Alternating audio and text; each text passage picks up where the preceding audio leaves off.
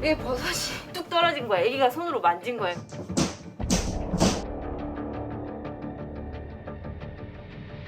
화자가 아직 드실 시공이에요. 한국토지신탁하고 모든 입주민들 그리고 소유자들은 계약을 했습니다. 입주민들에게 빚이 시공은 아니다라는 입장을 이제 밝혀왔습니다.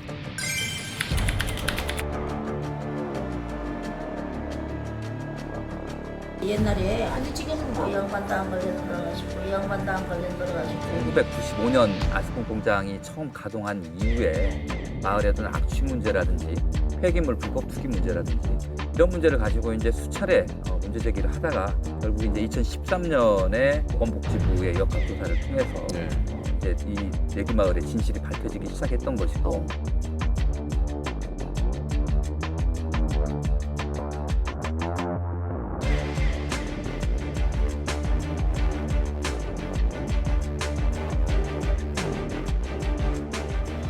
전북 익산 장정마을의 극단 암 발병이 주민들이 지목했던 비료 공장과 관련이 있다는 정부의 조사 결과가 나왔습니다. 비료 공장과 정부 등을 상대로 전방위적인 소송을 하겠다고 준비하고 있습니다.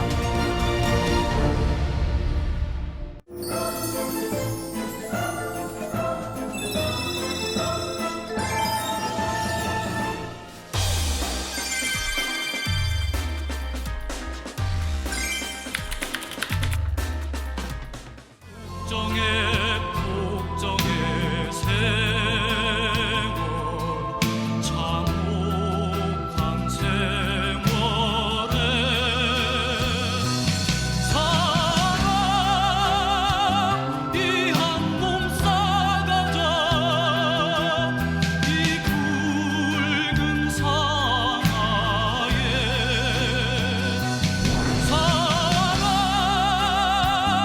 해방의 횃불 안에 걸거숭이 상하에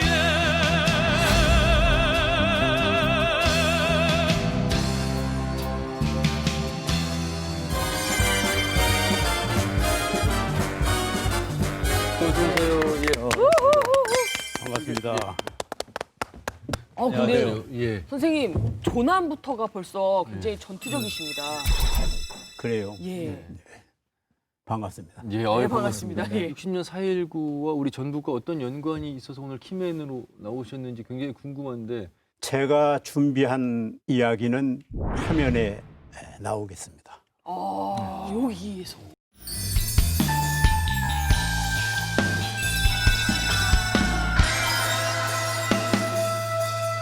사사의거를 아시나요? 사사의거.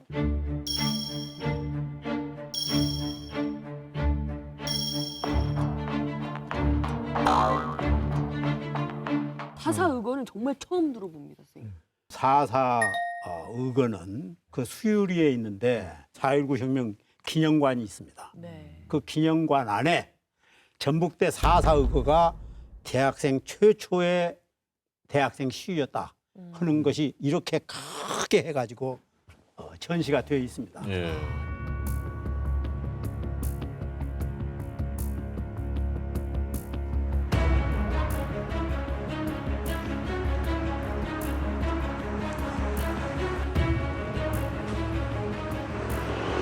우리 지역은 잘 알려져 있는 것처럼 동학농민혁명이 처음 시작된 곳이죠. 그리고 3.1운동, 그리고 4.19, 5.18, 6월 민주항쟁, 촛불까지 이어지는 대한민국 민주주의의 뿌리라고 할 수 있습니다. 그런데 전라북도에서 4.19 혁명은 뭐가 있었을까라는 점에서 약간 의문이 들었던 것도 사실이에요.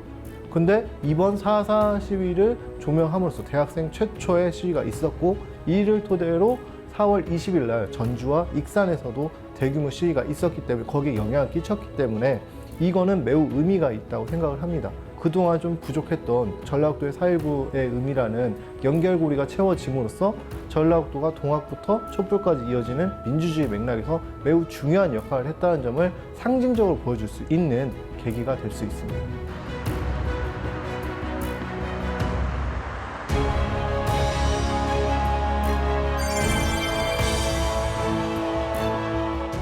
우리 대학생들이 그래도 이 세상의 상아탑에서 진리를 공부한다고 하는 사람들이 예. 꼼짝 않고 있다는 건 말이 안 된다. 정치과 3학년들을 저희 집에 모았습니다. 어찌 보면 주도를 하셨네요. 그렇습니다. 각자 역할을 분담해야 할 거 아닙니까?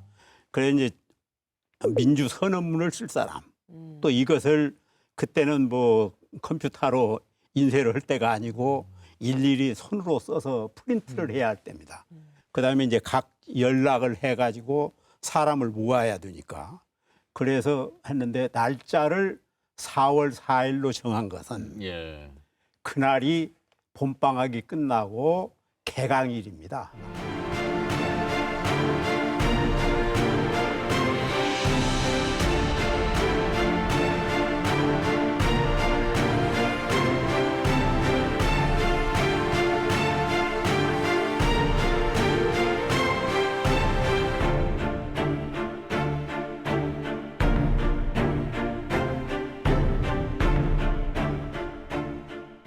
제가 우리 전대열 선생님 한 뭐 27, 8년 후배 되는데 그리고 그 자리에 그 학교를 그 세월이 지난 후에 다녔는데도 전혀 모르고 있었어요. 그래서 너무 모르고 그 뜻을 좀 기리고 이어받고 그러지 못했던 거 너무 죄송스럽고요. 앞으로 꼭 잊지 않고 기억하고 자긍심을 가지도록 하겠습니다.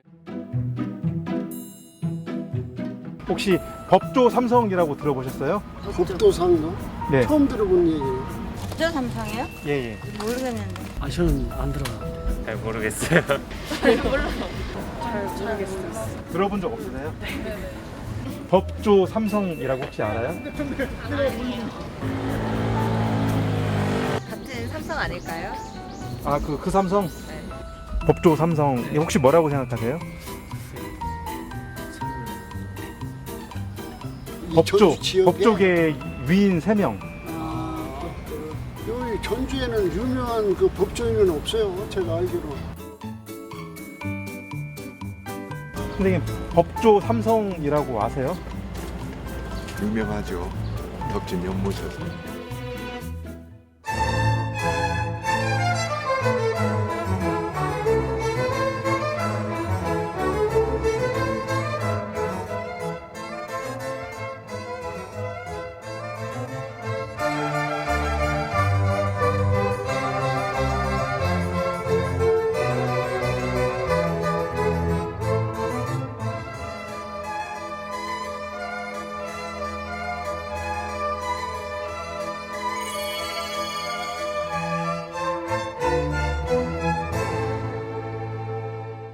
제가 어젯밤에 이 책을 다 읽느라고 잠을 못 잤습니다. 지금 이 책을 읽으셨다고 했거든요. 네. 이거 검증이 필요합니다. 이거 그렇죠. 허위 진술이 될 수가 있어서 하나만 확인하고 갈게요. 자, 저 세 분의 지금 사진이 앞에 있는데 어떤 분이 김병로 선생님이고 어떤 분이 최대규 선생님이고 이거는 제가 김웅 보지 선생님. 않고 넣었습니다. 연대 순으로 이렇게 있습니다. 가인 선생님과 그다음에 최대규 검사님 그리고 김홍섭 바우로 판사님.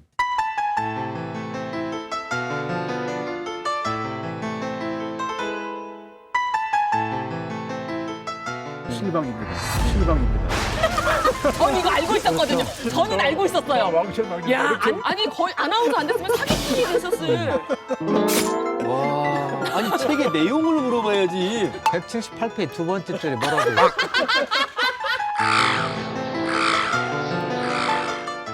가운데 분이 가인 김병로 대법원장님, 왼쪽이 최대교 검찰의 양심, 오른쪽이 사도법관 김홍섭 판사님입니다. 맞습니다.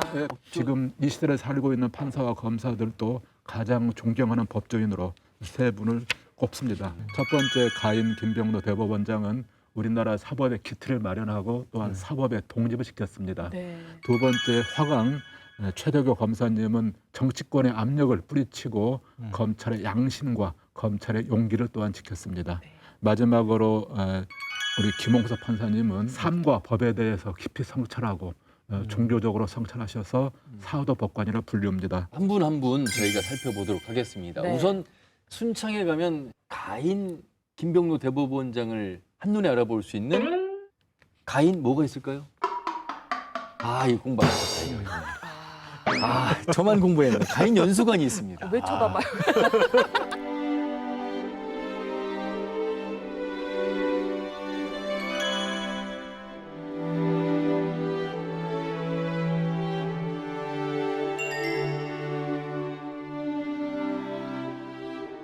이승만 대통령이 행정부에서 그 특정한 판결에 대해서 이렇게 불만을 표시하니까 불만 있으면 항소하라고 공개적으로 네. 했던 그런 일화도 있죠. 1952년에 그때 수도가 부산에 있었습니다. 네. 근데 정치 파동이 일어납니다. 대통령이 장기 집권하려고. 그러니까 야당과 언론이 반대했을 거 아닙니까?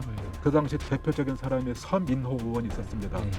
서민호 의원이 공개적으로 대통령을 비판하니까 대통령을 지지한 현역 장교가 총으로 쏘려고 했어요. 근데 그때는 국회의원들도 총이 있었습니다. 서민호 씨가 총을 꺼내서 쏘아 죽였어요. 그래서 재판이 됐겠죠. 법원에서는 정당방위다. 쏘아 죽이려고 했으니까. 그래서 서민호 의원을 풀어줬습니다. 그러니까 이승만 대통령이 그다음 마음에 안 드니까 어떻게 사람을 죽였는데 그게 말이 되냐, 그게 재판이냐라고 이야기했습니다. 그에 대해서 우리 김병로 대법원장이 판사가 내린 재판에 대해서는 대법원장인 나도 이래라 저래라 할 수 없는 겁니다. 이의가 있으면 절차를 밟아서 항소하시오라고 했습니다. 대통령한테. 그래서 진짜 따끔하게 인침을 놓았죠. 우리 영의정이신 우리 김병로 선생님 얘기는 충분히 좀 들은 것 같고 또 이제 의정 좌의정이라고 해야 될까요? 검사이셨던 하강 최대교 선생님 얘기 너무 궁금하거든요. 1901년도 전라북도 익산군 삼기면에서 태어나셨죠. 아마 13살 때까지 한학을 공부했어요. 그러다가 일제시대 때 그 어려운 조선고등문관 시험, 우리를 말하면 사법고시 시험이죠. 그때 공부를 해서 1934년에 일본 일제시대 때 검사로 약 10여 년 근무하셨습니다. 그러다가 해방 이후에 대부분 검사들은 다 잘렸겠죠. 그렇지만 이분은 다시 검사로 임명되어서 서울중앙지검장 그리고 서울고등검사장까지 지냈습니다. 그때 이승만 정권의 독재 그리고 상당히 부패가 많았지 않습니까? 부패한 고위 공무원들을 눈치 안 보고 오로지 그 탐관 오리 그리고 부패에 대해서는 엄단해야겠다는 그런 걸로 해서 부패한 고관들을 기소해서 검찰의 양심이다, 검찰의 용기다 이렇게 불리우고 있습니다.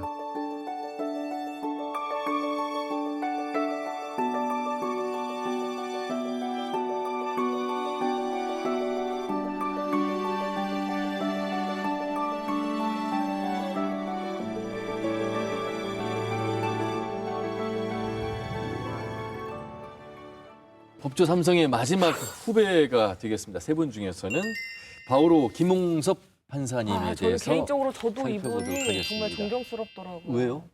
약간 이분을 표현할 때 법이 안에 성의를 입으신 분이다 이렇게 판단을 하고요. 사형수들의 아버지셨잖아요. 이 양반은 1915년에 전라북도 김제 금산면에서 태어나셨고요. 해방 이후에는 처음에는 검사를 하세요. 근데 또 이 양반은 그 유약한 아주 인간적인 성품이셔가지고 그걸 도저히 외풍을 못 이겨가지고 1년 만에 사표를 냅니다. 그래서 아까 그 가인처럼 농사를 지니까 가인 선생이 대법원장이니까 너 나라의 중요한 동량 지제인데 어떻게 거기 있느냐. 그래서 판사로 임관을 시키셨죠. 특히 이런 사례가 유명합니다. 사형수의 아버지가 됐지만 또 그만큼 인간적인 고뇌를 한 게 그 당시 1960년대 때는 우리나라 서해안에 어부들이 많았잖아요. 그러면 북한에서 잡아가지고 납치를 하잖아요. 그러면 가서 이제 우리나라 욕하게 하고 또 간첩 활동하라고 내려보내지 않습니까? 그때는 시대가 달라 엄중했죠. 대부분 사람들이 사형을 선고했습니다. 우리 사도법관께서도 어느 사건에 대해서 사형을 선고하면서 판사로서의 고뇌에 대해서 이렇게 말씀하셨습니다. 한번 제가 읽어보겠습니다. 하느님 눈으로 보시면 재판정에 앉아있는 나와 피고인석에 앉아있는 여러분들 중 어느 편이 죄인일지는 알 수 없는 노릇입니다. 불행하게도 제 능력이 부족해서 여러분을 죄인이라고 단언하는 것이니 이해해 주시기 바랍니다. 세 분 다 공통점이 정말 청백리의 삶을 사셨더라고요. 너무나 경제적으로 어려우셨고 또 일부러 어려운 삶을 택하셨고. 그 당시에는 판사들이 재판하면서 돈을 받는 뇌물을 받는 판사가 있었습니다. 근데 그때 우리 대법원장님은 청렴할 수 없으면 법원을 떠나라 라고 꾸짖었습니다. 나 대법원장도 도시락으로 밥 먹고 나도 목도장 하나로 지금 9년간 결재도장 찍고 있다. 지금 나라가 어려운데 어떻게 판사가 그만큼 명예만 주었으면 됐지. 어떻게 그 부귀를 누리느냐 그런 거죠. 공과 사를 엄격히 구별해서 대법원장이니까 관용차가 나오지 않겠습니까? 그러니까 며느리나 아들들이 손자들 차 태워달라고 이야기했을 거 아니에요. 그러니까 이 차가 대법원장 차지 어떻게 손자차냐라고 그냥 며느리까지 면박을 줄 정도였거든요. 최대교 검사님은 별명이 누룽지 검사, 고무신 검사였습니다. 그게 서울중앙검사장으로 계실 때 이제 도시락이 마침 없어가지고 혼자 누룽지를 까먹었는데 기자들이 왔다 갔는데 그래서 딱 걸린 거죠 그냥. 그리고 신발도 이제 고무신 신고 다니고요. 그때 이제 집이 가난하니까 검사장 시절에도 봉투 붙이는 거 옛날에는 집에서 아내분이 풀 붙여가지고 먹기도 하고 또 학비를 못 냈다고 해요. 학비를 못 내가지고 학교에서 쫓겨나기도 하고 기봉사 판사님은 더 가난하셨죠. 뭐 그가 자제분이 한 8분인가 아주 이분이 아들들을 많이 낳으셨는데 정말 그 제대로 밥기도 못 먹을 정도로 했고 엄청 근검절약하시고 이렇게 사시니까 가족들이 조금 힘들어하셨다 하더라고요.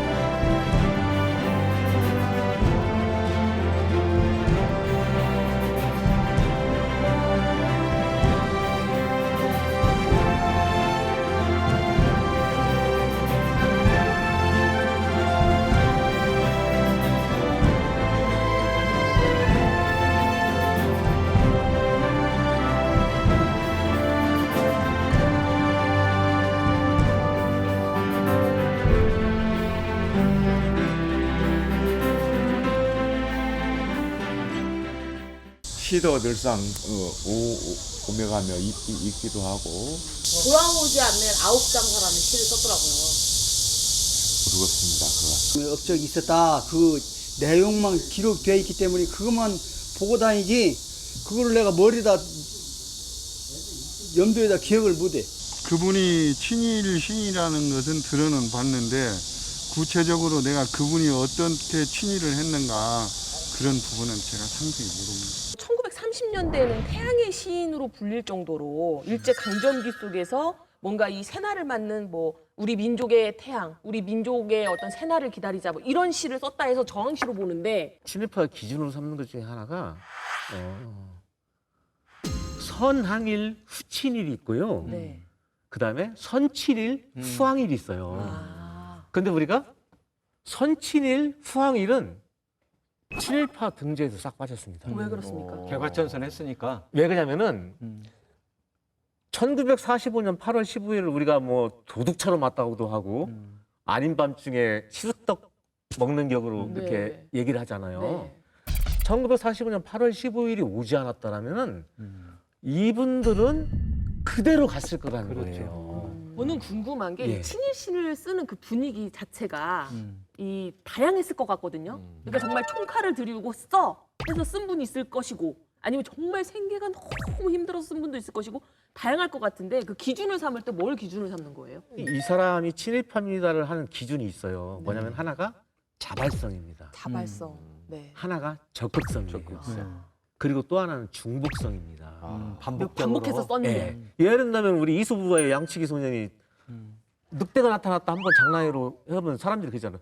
저놈 참 시덥지 않은 놈이네, 싱거운 놈이네 이러지만은 자꾸 늑대가 나타났다고 하면은 문매를 맞아요 마을 사람들한테. 저거 죽일 놈이네. 똑같은 거예요. 김혜경 시인의 삶 속에서 시 속에서 자발성과 적극성과 중복성을 찾아봐야 되지 않겠습니까? 중요한 것이 뭐냐면은 이분들은 당대의 지식인들이에요. 고학력자들이에요.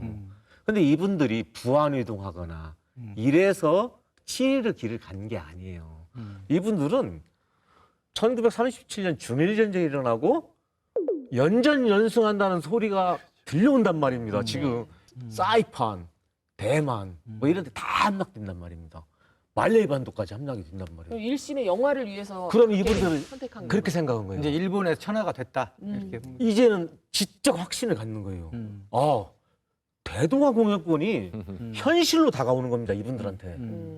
그래서 이분들이 바로 황도 사상으로 무장하고 대동아 공영권을 외치는 단체들을 조직해가지고 활동을 하게 되는 거예요. 이분들이 그냥 아무 생각 없이 그냥 하라니까 하고 이런 정도가 아니에요. 근데 더 저는 충격적인 게 확신범입니다. 그 김혜강 시인의 그 네 편의 친일시 중에서 사실 그건 시가 아니죠. 선동문이죠. 선동문. 그렇죠. 특히나 아름다운 태양 같은 경우는 아이의 동심을 이용한 거예요. 그렇죠. 어린아이의 손에 그 일장기를 들고. 지금 이게 시로 익힙니까? 이건 선동글이에요, 선동글. 그렇죠. 이런 논란이 있다고 하면은 이건 정말 좀 가릴 건 가리고 제대로 명명백백히 해서 전라북도에 지금 현재 독립운동하다가 지금 현재 독립유공자로 지정된 사람들이 900명이에요. 네. 우선순위로 따지면은 이분들의 사당 다 세우고 한참 뒤에 이 사람들이 만약에 고민한다 하더라도 해야 할 사람들이에요.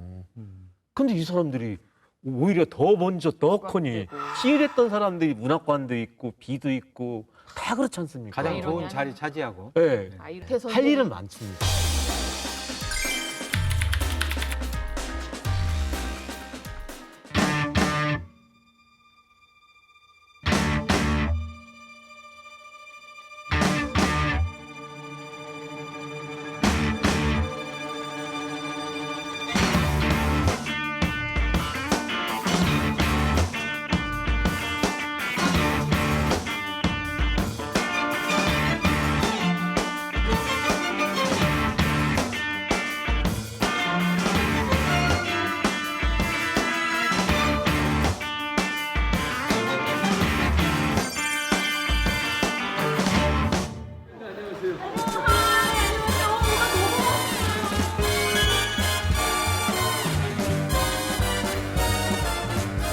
시장님 반갑습니다. 시장님 반갑습니다. 도시재생 얘기는 많이 들었는데 사실 이게 명확하게 이렇게 개념이 딱 이렇게 정리가 되지는 않거든요. 이거를 조금 먼저 정리를 하고 넘어가야 될 것 같아서 이런 어려운 설명을 우리 또 지용선이 아무래도 삶에 연륜이 있으시고 굉장히 또 지혜로우시고 그냥 간단하게 말하면 이런 거 아닐까 싶어요. 그 좀 낡고 쇠락한 지역에 새로운 활력을 불어넣어서 사람들이 행복하게 살 수 있는 기반을 마련해 주는 것. 도시 재개발이라는 게 거기 자원을 투입해 가지고 어느 날 뭐 건물 새로 짓고 길 만들고 멋진 공원을 만들고 이렇게 하면 그 지역의 부동산 자산 가치는 올라갈 수 있겠죠.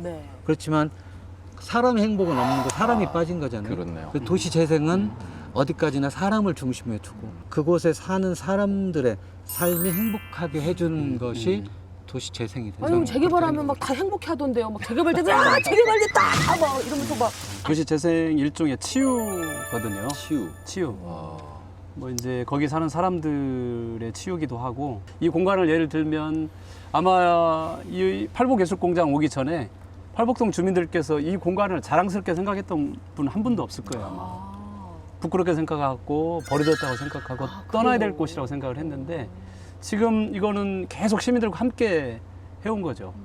그리고 시민들께서 12분이나 여기 지금 취업을 해 계시는데 계신 분들이 지금 바리스타가 됐고 미술관 해설사 도슨트가 됐고 그러면서 팔복동 주민들이 굉장히 자부심이 넘치는 공간으로 됐고 그리고 또 팔복동 주민들 협동작 준비를 하고 있어요. 시민들의 삶의 환경이 나아지고 경제적으로 나아지고 또 사회적으로 자부심이 생기는 이런 공간들 바로 이런 게 바로 도시 재생의 중요한 모델이 될 수 있다고 봅니다. 도시 재생 그 중에서 가장 신경을 많이 쓰신 곳 중에 하나가 바로 이제 선호성동 선미촌이 맞습니다. 아닐까 싶습니다. 예. 사실 선미촌도 이제 뭐 7년 전 공약이었어요. 뭘 바꿔보겠다고 많은 분들이 이제 함께했죠.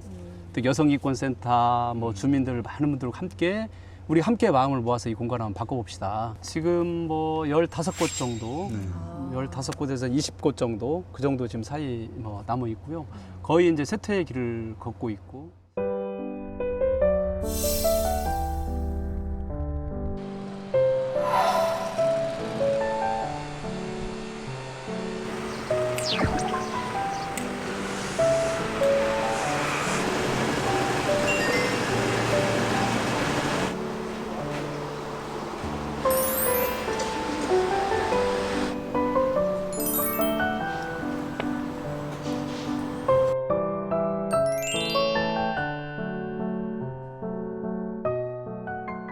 서울에는 청량리 미아리 때 이렇게 쫙 그렇죠. 있었거든요. 예. 저도 길을 한번 잘못 들어서서 한번 이렇게 지나간 적이 있어서 네. 알아요. 근데 지금은 또 다 없어졌거든요. 네. 이제 예전 모습을 찾기 힘들 정도인데 전 여기서 궁금한 게 사실은 이렇게 좀 당당하게 떳떳하게 이렇게 드러내기 조금 그러한 공간이라서 오히려 그걸 재개발하는 쪽으로 계획하실 것 같았는데 오히려 그 옛 모습을 그대로 보존하면서 이렇게 지금 프로젝트를 하시잖아요. 빌딩, 도로 이런 것들은 돈만 있으면 아무 데나 하잖아요. 네. 성매매직 결제 그런 데를 바꾸는 가장 쉬운 방법은 물리적 공권력으로 쳐들어가는 거죠. 뭐 경찰, 뭐 소방 다 단속하고 아파트 짓고 이런 물리적 변화를 가져오는 게 가장 쉬운 일인데 그렇게 되면 결국은 성매매업소에 있는 여성들의 인권은 이제 없어지는 거고 개발하는 거는 결국은 그 여성들과 포주들이 다른 데로 이동할 수밖에 없기 때문에 그건 안 된다. 전주는 우리는 우리의 길을 가겠다.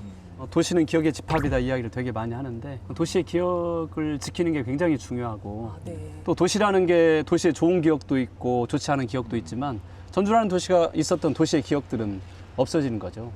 그런 의미에서 이걸 재생을 하자.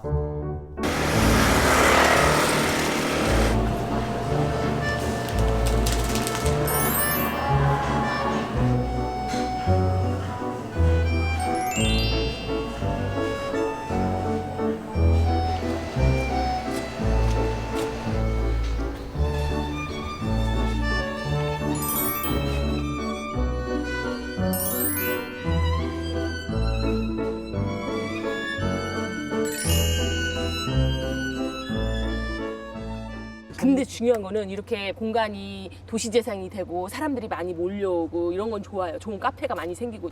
근데 여기서 생기는 문제가 뭐냐면 젠트리피케이션. 시장님 아시죠? 네. 이 임대료 막 올라가거든요. 이거 막 또 예술인들 오고 이러다 보면 또 거리가 유명해지고 이러면 또 임대료 올라가면서 원래 사시던 분들이 쫓겨나야 되고.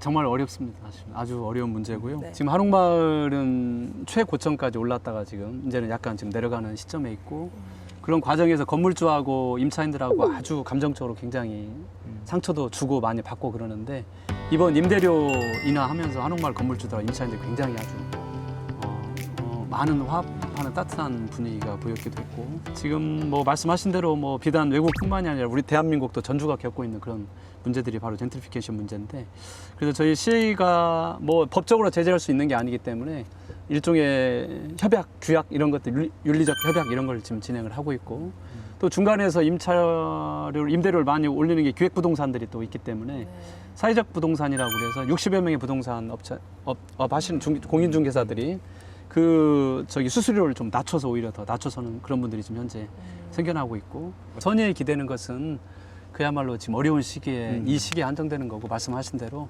시스템으로 가야 된다고 생각을 해요. 그래서 지금 다만 이제 이게 법적인 요소가 있다 보니까 또 사유재산 침해에 있다 보니까 국회도 굉장히 망설이고 있어서 저희 시에서 지금 제안을 하고 있는 것은 또 임대료를 어느 정도 저희가 동결하게 되면 리모델링 비용을 시에서 지원하는 그런 것도 지금 저희가 하고 있고 연동형 임대료. 그러니까 내가 장사가 잘 안 되면 임대료를 적게 내고 내가 장사가 잘 되면 된 만큼 비례해서 많이 내고 함께 서로 살고 그래서 연동형 임대료를 지금 저희가 준비를 하고 있습니다. 그래서 그게 잘 정착이 되면 어쨌든 내가 많이 벌었으니까 세를 많이 주기도 하고 내가 많이 벌지 못하면 또 줄어들기도 하고 이런 우리 지자체에서 할 수 있는 이런 사례들이 잘 정착이 됐습니다. 그건 좀 획기적인 발상이네요. 예. 연동형 임대료. 전주다운 전주를 남길 공간이 많지가 않죠, 사실은. 그래서 약간 도시의 시간 이야기를 하는 건데 점으로 주로 했던 도시 재생의 관점을 훨씬 더 키워서 지역 재생이라는 큰 패러다임으로 넘어가고 있는데 그 도시 만들기 위해서는 세 가지가 가장 중요한데 사람, 생태, 문화. 사람은 옛날 사람들, 지금 사람들, 앞으로 우리 아이들. 생태는 뭐 아름답게 뭐 공원을 만드는 게 아니라 생물의 다양성이 살아있는 도시. 문화는 눈에 보이지 않는 기록, 기억, 추억 이게 전주의 한 축이고 눈에 보이는 문화들 있잖아요. 문화재가 될 수도 있겠죠. 그런 것들을 추구해 가는 게 이제 전주가 가야 될 길입니다.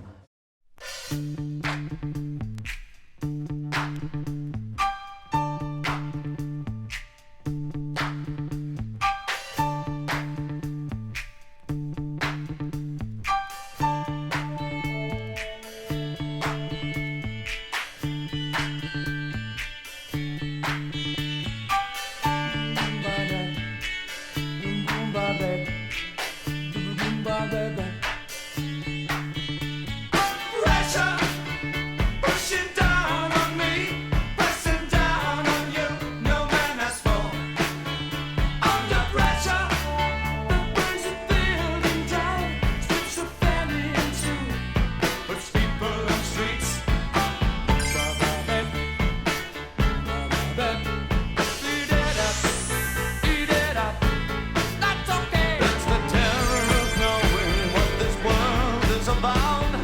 Watching some good friends swimming. 한옥마을만 거점으로서의 독립적인 기능으로 성장하는 것이 아닙니다.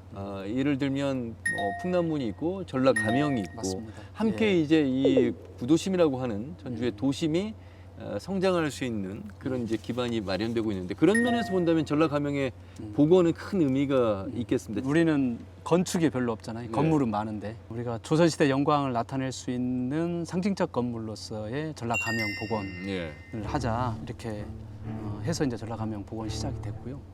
이제 1단계는 거의 완공 단계에 와 있습니다. 그러니까 전라감사가 일을 했던 선화당 중심으로 해서 그 주변 건물 이제 7채 정도가 이제 완공이 돼서 곧 준공식을 앞두고 있습니다. 근데 이거를 그냥 한 게 아니고 완전히 옛날 제대로 된 전통 방식대로 세계 어디에 내놔도 대한민국 어디에 한옥 건물을 내놔도 부끄럽지 않을 만한 50년만 지나면 진짜 문화재로 만들 건축물을 심혈을 기울여서 많은 분들과 함께 이제 건축물이 하나 탄생을 했고.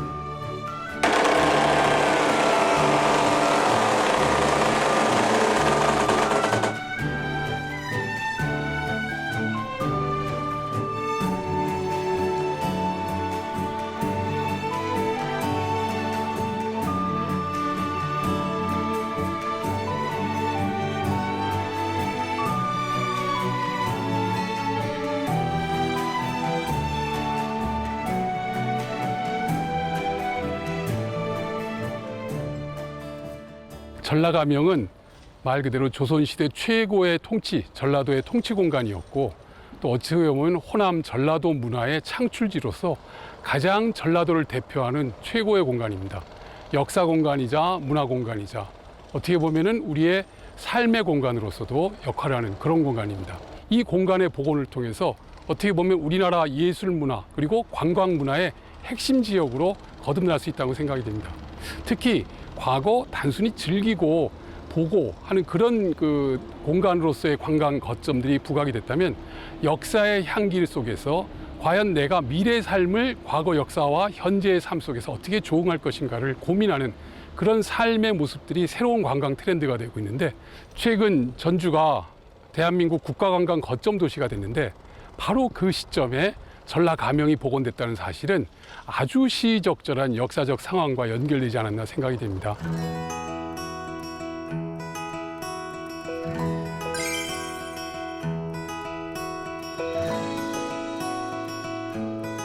이순신 장군님도 이런 얘기를 했습니다.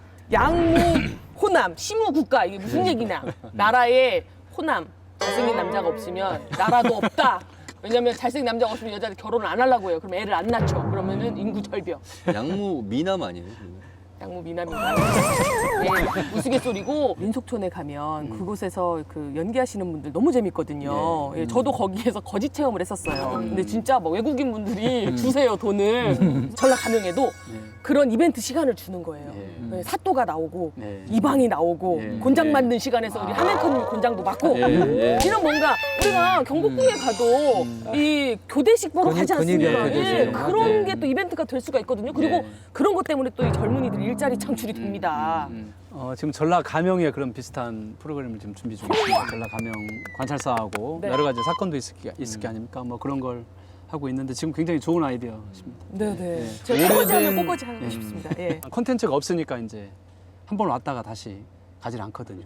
목적이 되려면 강력한 콘텐츠가 있어야죠. 그렇죠. 근데 첫 번째는 어쨌든 전라 조선시대 문화를 담는 게 하나가 이제 있을 거고 거기에는 이제 뭐 작은 것부터 대규모 큰 공연까지 그 고민을 지금 하고 있어서 다채롭게 거기는 지역 예술인들과 함께 지역 청년들과 함께 하나가 있고요. 동학 농민혁명 벨트를 지금 만들고 있는데 우리로서는 굉장히 중요한 역사이기도 하고 하나의 혁신이 아니라 시대를 전환시킨 변혁이 일어났던 그 직강소가 설치됐던 이 중요한 공간 거기는 이제 풍남문 그다음에 이제 그 처형되었던 초록바위 쪽 그다음에 이제 용머리고개 지금 녹두관 이 공간이 또 이제 동학 농민혁명의 중요한 또 하나의 무대가 되면서 그런 컨텐츠를 자꾸 지금 채워가고 있습니다.